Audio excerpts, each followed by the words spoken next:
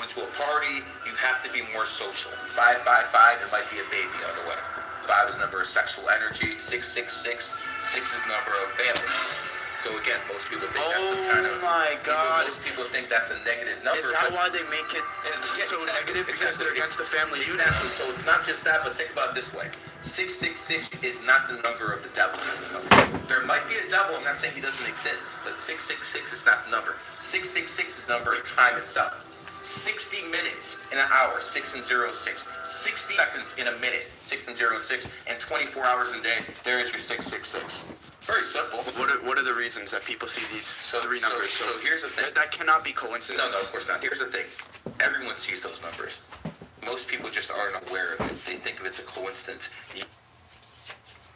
Shouts out to Gary, the numbers guy. Y'all know if y'all need to get on y'all numerology to go check him out. What up, Matt? What's good with it, man? It's your boy Neo Cannabis, and I'm back with another video.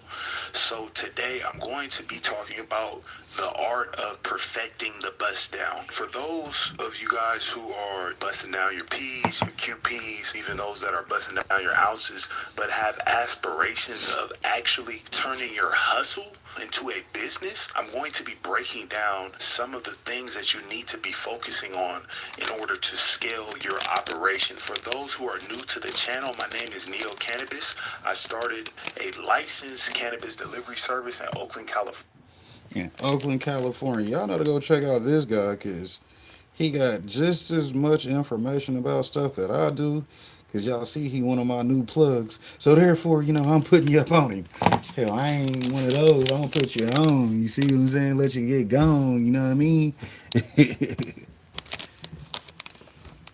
And within 2 years, I scaled that business into a 7-figure operation. Now I teach current and prospective cannabis entrepreneurs how to start and scale their own cannabis businesses. If this sounds like something that you would be interested in, please like, share, comment, subscribe. You're not gonna want to miss out. Also, for anything revolving around this cannabis industry, I am your source, whether that's vendors, consultations, collaborations, free resources, networking, anything. Come to me and I will get you right. You can contact me at neocannabis1@gmail.com and we'll chop it up. Without further ado, let's hop into this video. So again, for those who have a hustle, you're a local street dealer, you're a local bust down artist, you're busting down QPs, busting down ounces, whatever it is, but you have aspirations of actually turning that into a legit business operation, there's a lot of aspects